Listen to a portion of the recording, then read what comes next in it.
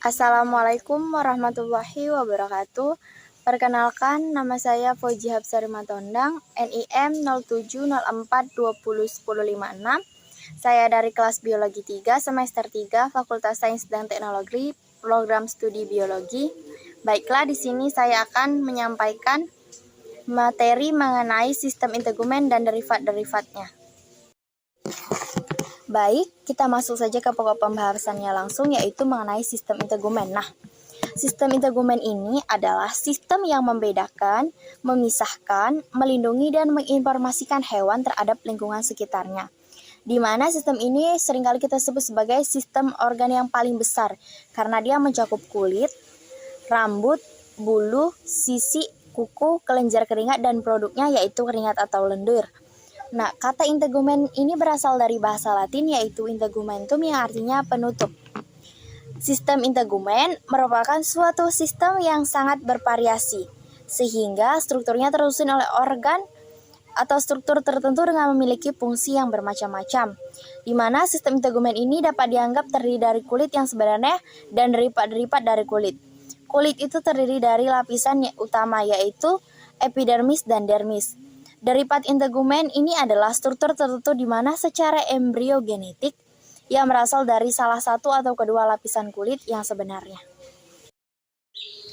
Baik, yang pertama yaitu kulit. Kulit ini merupakan sistem organ tubuh yang paling luas, yaitu 15% dari berat tubuh dan luasnya 1,50 sampai 1,75 meter bujur sangkar, di mana rata-rata tebal kulit adalah 1-2 mm, paling tebal yaitu 6 meter terdapat di telapak tangan, dan kaki paling tipis yaitu 0,5 mm terdapat di penis. Nah, kulit itu membangun sebuah barrier yang memisahkan organ-organ internal dengan lingkungan luar dan tubuh. Turut juga berpartisipasi dalam banyak fungsi tubuh yang vital. Kulit ini bersambung dengan membran mukosa pada ostium externa, sistem digestivus, respiratorius, dan urogenitalis, di mana kulit merupakan cermin dari kesehatan seseorang secara menyeluruh, dan perubahan yang terjadi pada kulit umumnya berhubungan dengan penyakit pada sistem organ lain. Nah, kita dapat melihat di mana di sini terdapat ada anatomi sistem integumen dari kulit. Yang pertama itu strukturnya ada rambut, pori-pori. Nah, di situ juga kita dapat melihat ada lapisan epidermis, dermis, dan jaringan ikat. Nah, kita lihat epidermis itu dia di bagian yang paling atas, kalau dermis dia di bagian yang tengah, dan yang selanjutnya yaitu jaringan ikat dia yang paling bawah. Nah, di dalam kulit itu juga ada kelenjar sebasea. Kita dapat melihatnya dia di dekat ujung dari rambut itu yang berwarna pink, dan juga ada pembuluh darahnya itu berwarna biru dan merah, di mana jaringan lemak itu terdapat di yang kuning, bagian yang berwarna kuning. Nah, yang selanjutnya itu ada kelenjar keringat yang dia berbentuk seperti tali ya. Tali itu. Oke, yang selanjutnya yaitu fungsi kulit. Nah, kulit ini berfungsi sebagai alat ekskresi, di mana kulit ini kan tadi memiliki kelenjar minyak, jadi dia pasti akan mengeluarkan keringat. Nah, fungsi kulit yang lain yaitu dia melindungi tubuh terhadap gesekan, kuman, penyinaran panas, dan zat kimia. Dia dapat mengatur suhu tubuh, dia dapat menerima rangsangan dari luar karena kulit ini peka, ya kan? Dia juga dapat mengurangi kehilangan air. Dia kelenjar keringat ini menyerap air dan garam, terutama garam dapur dan darah di pembuluh kapiler. Keringat yang dikeluarkan melalui pori-pori di permukaan kulit akan menyerap panas pada keadaan normal, di mana keringat akan keluar dari tubuh sekitar 50 ml setiap jam. Ada beberapa faktor juga yang dapat bisa memacu pengeluaran keringat, di antara lainnya adalah peningkatan aktivitas tubuh, peningkatan suhu lingkungan. Jadi kalau panas kita akan selalu mengeluarkan keringat, dan dia goncangan emosi. Kalau saat kita marah, keringat itu akan makin keluar banyak. Emosi itu akan merangsang saraf simpatis untuk memperkecil pengeluaran keringat dengan cara mempersempit pembuluh darah. Pengeluaran keringat yang berlebihan itu misalnya karena terik matahari atau kegiatan tubuh yang berlebihan.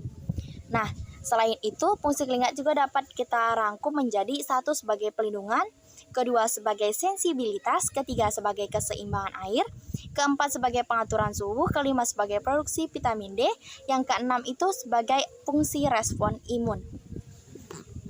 Nah, yang selanjutnya itu tentang bagian-bagian dari kulit, di mana kulit itu terdiri dari 3 lapisan seperti yang sudah saya jelaskan di awal tadi, bahwa dia terdiri dari epidermis, dermis, hipodermis atau jaringan subkutan. Nah, anggota kulit yang lain adalah epidermis, di mana dia itu terdiri dari kelenjar keringat ekrin dan apokrin, kelenjar sebasea, rambut, dan kuku. Nah, kita akan bahas satu-satu, di mana yang pertama yaitu epidermis. Nah, epidermis ini adalah lapisan kulit paling luar, bekerja untuk melindungi struktur-struktur tubuh dari serangan mikroba dan benda asing lainnya. Epidermis ini dapat dibagi menjadi 2 lapisan, yaitu stratum corneum atau lapisan tanduk dan stratum malpighi. Nah, stratum malpighi ini dibagi menjadi 4 juga. Yang pertama yaitu stratum lucidum, stratum granulosum, stratum spinosum, lapisan sel basal atau stratum germinativum. Nah, yang kedua yaitu dermis. Dia terletak di bawah epidermis, terdiri dari serabut-serabut kolagen, elastin, retikulum, dan di lapisan dermis banyak terdapat pembuluh darah dan fungsi sensori. Dermis ini tersusun dari 2 lapisan yang berbeda, yaitu dermis papillari dan dermis retikular. Nah, yang terakhir itu ada lapisan yaitu jaringan subkutan, di mana dia yang paling bawah yaitu lapisan kulit bagian dalam ini merupakan bantalan untuk kulit, isolasi untuk mempertahankan suhu tubuh dan tempat penyimpanan energi. Nah, untuk epidermis itu dia itu berfungsi melindungi tubuh dari masuknya benda asing dan dia mencegah evaporasi cairan berlebih. Pada lapisan ini pula terdapat sel melanosit, dia yang menentukan warna kulit. Adakan warna kulit yang putih, sawo matang, hitam. Nah, ini terjadi pada epidermis, di mana dia di dalam itu terdapat sel melanosit yang menentukan warna kulit, merupakan lapisan terluar tubuh manusia dan pelindung bagian. Nah, untuk adanya penyebab perbedaan warna kulit ini disebabkan oleh yang pertama yaitu melanosit. Dia terletak pada stratum basalis, dia memproduksi pigmen melanin yang bertanggung jawab untuk pewarnaan kulit dari coklat sampai hitam. Nah, yang selanjutnya itu darah. Darah ini adalah pembuluh dermal di bawah lapisan epidermis, dapat terlihat dari permukaan dan menghasilkan pewarnaan merah muda.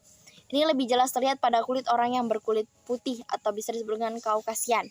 Nah, keberadaan dari jumlah pigmen kuning karoten hanya ditemukan pada stratum corneum dan dalam sel lemak dermis dan hipodermis yang menyebabkan beberapa perbedaan pada pewarnaan kulit. Nah, jadi perbedaan warna kulit ini dia tuh terjadinya di bagian epidermis ya, di mana dia karena terdapat sel melanosit yang dapat mempengaruhi warna kulit manusia. Untuk turunan kulit atau derivat kulit. Nah, turunan kulit ini ada 5. Yang pertama yaitu kelenjar lendir atau mulkus, di mana kelenjar lendir ini kita dapat jumpai pada hewan piscis dan amfibi, di mana dia kebanyakan kelenjar lendir pada ikan bersel tunggal. Nah, kalau ikan itu kan ada lendir-lendirnya. Nah, lendir itu yang membuat suatu lapisan pelindung di permukaan tubuh yang berperan untuk mengurangi gesekan tubuh dengan air serta menghalau mikroorganisme. Oleh karena itu, lendir selalu ditanggalkan yang dibuat baru kelenjar lendir pada amfibia. Dia bersifat multiseluler dengan bagian sekretorianya terbenam di dalam dermis. Selain itu juga terdapat pula kelenjar disebut kelenjar serois, di mana kelenjar inilah menghasilkan zat-zat toksik untuk menghalau lawannya. Nah, yang kedua ini ada kelenjar bau atau kelenjar inilah yang terdapat pada kaki kambing. Kambing itu kan baunya nyengat ya. Terus rodentia carnivora. Pada sikung atau skung terdapat kelenjar bau di dekat tanus, sedangkan pada ular terdapat di kloaka.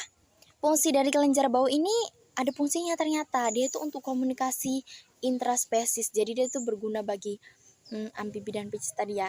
Seperti membatasi teritori untuk menarik pasangan atau untuk pertahanan. Nah, ternyata kelenjar bau itu tuh tidak hanya menimbulkan bau yang sangat menyengat ya, tapi dia juga berfungsi untuk menarik pasangan bagi amfibi dan piscis tentunya.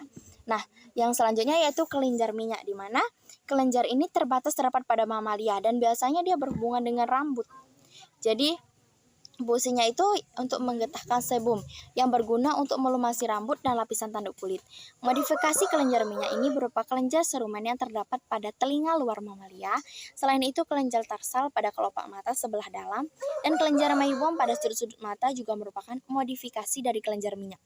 Kelenjar minyak ini memiliki fungsi yaitu menghasilkan minyak yang menutupi kornea dan berfungsi sebagai pelumas. Nah, yang keempat yaitu kelenjar keringat. Nah, kelenjar keringat ini hanya terdapat pada mamalia. Pada manusia, kelenjar keringat ini tersebar di seluruh permukaan tubuh, sedangkan pada mamalia penyebarannya lebih terbatas, yaitu di daerah telinga, bibir, kepala, punggung, jari kaki, telapak kaki, sekitar anus, dan kelenjar susu. Sekret kelenjar keringat ini bersifat seperti air, dia mengandung garam dan urea, di mana komposisinya secara sekret dia terus berubah-ubah menurut keadaan metabolik hewannya. Dia mengikuti apa keadaan hewannya, dia komposisi dari kelenjar keringat ini akan berubah. Evaporasi keringat menyebabkan penyejukan sehingga membantu memelihara suhu tubuh yang konstan. Nah, yang terakhir yaitu kelenjar susu atau glandula mamae. Dia hanya dimiliki oleh mamalea. Nah, kelenjar ini merupakan modifikasi dari kelenjar keringat. Sebenarnya dia satu, cuman dia dimodifikasi, yaitu di mana kelenjar susu ini terbentuk sepanjang garis susu yang terentang dari ketiak sampai lipat paha. Berdasarkan wilayah di mana kelenjar susu tumbuh dapat dibedakan menjadi kelenjar susu aksilia, yaitu kelenjar susu pada ketiak, torak atau dada, abdominal perut, dan inguinal yaitu pada lipat paha. Baik, yang selanjutnya yaitu kelenjar keringat. Ini merupakan derivat dari kulit ya. Kelenjar keringat itu ada ekrin dan apokrin, di mana yang pertama kita akan membahas tentang kelenjar keringat ekrin atau merokrin. Dia terdapat di seluruh permukaan tubuh. Dia terdapat di kulit yang tebal kecuali telinga dengan bibir, di mana ini kelenjar keringat ekrin ini memiliki fungsi, yaitu yang pertama mengatur temperatur tubuh, yang kedua bereaksi dalam keadaan emosional, yang ketiga bereaksi terhadap rangsangan fisiologis. Nah, yang kedua yaitu kelenjar keringat apokrin, di mana dia ditemukan di aksilia, yaitu sekitar puting susu, payudara, eksternal lubang telinga, area genital, kelopak mata. Kelenjar ini mulai beraktivitas sekresinya pada usia pubertas, di mana dia memiliki fungsi yang pertama yaitu bereaksi terhadap perubahan hormon, yang kedua bereaksi dalam keadaan emosional. Nah, selanjutnya yaitu kelenjar sebasea, di mana kelenjar sebasea ini terdapat di seluruh permukaan tubuh kecuali telapak tangan dan telapak kaki tidak terdapat kelenjar sebaseanya. Dia ini memiliki fungsi yaitu yang pertama memproduksi sebum, yang kedua bergabung dengan trigliserida, yang ketiga yaitu kolesterol, yang keempat lilin melalui folikel rambut untuk melicinkan rambut dan kulit. Kelenjar sebasea ini tidak aktif sampai masa pubertas. Nah, akan saya tampilkan gambar di mana posisi kelenjar sebasea, yaitu kelenjar sebasea itu dapat dilihat dia yang berwarna pada gambar yang sudut sebelah kiri, yaitu dia yang ada gambar yang warnanya sedikit cerah, bukan yang berwarna pink, yang berwarna kuning. Dia bisa dilihat kelenjar sebasea itu dia yang garis-garis yang berwarna biru. Yang berwarna biru itu adalah kelenjar sebasea. Baik, bagi teman-teman semua, saya akan menampilkan yaitu gambar dari kelenjar keringat ekrin, apokrin, dan kelenjar sebasea. Dapat dilihat gambarnya di samping, di mana kelenjar ekrin itu dia yang berwarna pink, yang terletak di sebelah kanan, di mana dia itu bentuknya seperti usus-usus gitu ya. Usus dia, cuman dia masih menyatu. Kalau dia yang kelenjar apokrin, dia bentuknya seperti kertas panjang ya, pita yang tidak beraturan, dia bergulung-gulung di bagian sebelah kiri. Bagian sebelah kiri yaitu dia kelenjar apokrin. Nah, kalau yang sebelah kanannya itu yang berwarna pink, dia itu adalah kelenjar ekrin. Nah, untuk kelenjar sebasea kita lihat di gambar yang sebelah kirinya, yaitu garis-garis yang berwarna biru-biru cerah itu adalah kelenjar sebasea.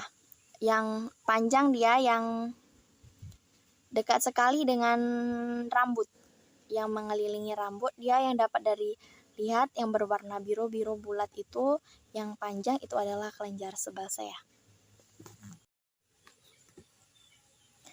Baik, yang selanjutnya yaitu rambut. seluruh tubuh ditutupi oleh rambut kecuali bagian telapak tangan, kaki, bibir, dan beberapa bagian dari genitalia luar. Nah, dapat saya tampilkan, lihat gambar di samping merupakan gambar dari struktur rambut, di mana dia yang paling atas itu adalah kutikula, terus diikuti oleh korteks, medula itu bagian rambut yang keluar ya. Baru kita dapat melihat ada bagian rambut itu terdiri dari dua bagian besar, yaitu batang rambut dan akar rambut. Nah, di batang rambut itu ada kutikula, korteks, medula, dan kulit kepala. Nah, yang selanjutnya yaitu bagian akar rambut, di mana dia terdapat yaitu kelenjar lemak, otot penegak, lapisan penutup, akar bagian dalam, umbi rambut, pembuluh darah, matrik rambut, papilia kulit. Nah, rambut ini memiliki fungsi, yaitu yang pertama, melindungi kulit terhadap pengaruh-pengaruh buruk, contohnya alis mata. Alis mata ini berfungsi untuk melindungi mata agar keringat tidak mengalir ke mata. Nah, selanjutnya yaitu pengatur suhu atau pendorong penguapan keringat. Yang ketiga yaitu indera peraba yang sensitif. Nah, rambut ini dibentuk dari keratin. Tentu kita semua sudah sering ya mendengar namanya keratin. Nah, pada kulit kepala ini kecepatan pertumbuhan rambut biasanya 3 mm per hari, di mana folikel rambut itu akan melewati 3 siklus, di mana yaitu pertumbuhan atau rambut anagen, yang kedua yaitu stadium intermedis atau rambut katagen, dan yang terakhir itu involusi yaitu rambut telogen. Nah, rambut itu pun memiliki dua jenis. Yang pertama itu adalah rambut terminal, yaitu rambut yang bisa panjang. Bahkan ada orang yang rambutnya itu sampai ke kaki, nah itu. Berwarna, yaitu pada rambut kepala, alis, dan bagian tubuh pada saat pubertas. Nah, yang kedua itu rambut velus, yaitu rambut pendek atau halus dan lembut, dia yang berada pada permukaan tubuh. Contohnya kayak bulu-bulu yang ada di tangan gitu. Nah, warna rambut ini sebenarnya dipengaruhi oleh gen. Dia dihasilkan dari melanosit yang ada pada papila rambut dan ditentukan oleh gen-gen. Warna rambut itu dipengaruhi oleh kedua orang tua karena dia biasanya sebagai dari faktor genetik. Nah, yang selanjutnya yaitu kuku. Daripada selanjutnya yaitu kuku. Nah, kuku ini merupakan lempengan yang terbuat dari sel tanduk. Dia menutupi permukaan dorsal, ujung jari, tangan, dan kaki, di mana lempeng kuku ini terdiri dari 3 bagian. Yang pertama yaitu pinggir bebas, kedua badan, ketiga akar yang melekat pada kulit dan dikelilingi oleh lipatan kulit lateral dan proksimal. Nah, bagian-bagian kulit ini dapat kita lihat yaitu yang pertama ada matriks. Matriks ini adalah bagian hidup dari kuku, di mana dia tepat berada di belakang dan di bawah lipatan kulit kuku dan menghasilkan keratin yang tumbuh atau lempeng kuku. Jika matrik ini terjadi kerusakan, maka pertumbuhan lempeng kuku yang akan terkena dampak langsung. Kan mungkin ada orang yang kakinya itu karena sering ke sawah ya. Kalau sering ke sawah itu biasanya ada tuh kaki yang kukunya itu nggak muncul lagi, jadi dia langsung daging aja. Nah, untuk yang kedua yaitu ada lunula, adalah wilayah putih kecil berbentuk di dasar kuku Anda dan merupakan salah satunya bagian dari matriks yang terlihat. Nah, itu yang sering kita bilang kalau orang mitos-mitos ini pagi itu sebenarnya itu lunula, itu adalah bagian dari kuku. Dialah yang bagian yang nampak dari matriks. Itulah bagian dari matriks yang dapat kita lihat melalui kasat mata. Nah, yang ketiga yaitu epinezium, adalah kulit mati yang terbentuk di sekitar kutikula. Ini kulit mati ini dapat dihapus atau dapat dipangkas dan cenderung lebih banyak dia terdapat pada laki-laki daripada perempuan. Jadi epinezium itu lebih banyak dia terdapat pada kaum laki-laki ya daripada kita kaum perempuan. Nah, yang selanjutnya itu ada faronesium, di mana ini kulit ini hidup sekitar kutikula yang melindungi matriks. Dia itu hidup untuk melindungi matriks tadi, matriks yang ada yang sedikit muncul berwarna putih di ujung. Nah, yang selanjutnya itu hyphonesium. Dia adalah daerah di mana lempeng kuku dan kuku melekat dan terletak dia di ujung kuku. Nah, yang keenam yaitu lempeng kuku. Nah, lempeng kuku ini adalah kuku aktual yang terdiri dari lapisan keratin. Nah, yang ketujuh yaitu tempat tidur kuku. Nah, kuku juga memiliki tempat tidur, yaitu di mana jaringan yang terletak di bawah kuku kita. Ketika kuku itu normal dan sehat, itu membuat kuku kita akan terlihat merah muda. Nah, kalau untuk orang yang memiliki kuku yang berwarna merah muda itu berarti orangnya sehat. Nah, untuk yang kedelapan yaitu lipatan kuku, di mana dia tuh mengelilingi kuku. Ujung bebasnya itu adalah akhir dari kuku yang meluas. Dia melewati jari dan merupakan bagian yang akan kita potong. Lipatan kuku inilah kan kalau panjang kita gunting, kita potong. Kita kalau mau potong itu harus hati-hati agar tidak terjadi masalah kan. Biasa kita orang bilang tuh namanya cantengan. Itu karena akibat dia terlalu dalam sehingga menimbulkan masalah pada kuku yang membuat dia tuh jadi itu kalau orang bilang sih cantengan. Nah, kuku ini berfungsinya mungkin sangat simpel ya, kita untuk dapat menyimpulkan kuku ini bisa membantu kita untuk mengutip benda-benda yang kecil. Kalau kita kesusahan, misalnya kita cari jarum kan, bisa kita ambil pakai gunakan ujung kuku. Nah, jadi rambut sama kuku ini merupakan struktur keratin yang mati, maka rambut dan kuku ini tidak mempunyai ujung syaraf dan tidak mempunyai aliran darah. Nah, saya akan menampilkan dari yang namanya anatomi kuku. Nah, dapat kita lihat anatomi kuku, yaitu yang pertama ada nail rod, akar kuku, bagian kuku yang terbenam pada dalam kulit jari, yaitu nail plate atau badan kuku, di mana bagiannya terbuka di atas jaringan lunak kulit pada ujung jari. Teman-teman dapat melihat gambarnya di samping, di mana yang selanjutnya itu ada nail groove atau alur kuku, di mana sisi kuku yang agak mencekung. Nah, yang selanjutnya itu epinikium, di mana kulit tipis yang menutupi kuku pada bagian proksimal. Dan yang terakhir adalah hyphonychium, yaitu kulit yang ditutupi bagian kuku bebas. Nah, itu bagian-bagiannya yang besar mengenai kuku. Baik, saya akan menyampaikan beberapa fungsi lain dari tadi, fungsinya untuk mengambil benda yang berukuran kecil. Nah, fungsi utama dari kuku ini sebenarnya untuk melindungi ujung jari yang lembut dan penuh urat saraf, serta mempertinggi daya sentuh. Dengan adanya kuku ini, maka kita akan lebih mudah untuk menyentuh. Nah, kuku ini bukan merupakan bagian dari tulang, karena sudah saya jelaskan di awal bahwa kuku ini merupakan bagian, dia di dalam itu terdapat keratin. Nah, jadi kuku ini terbuat dari protein yang disebut yaitu keratin tadi.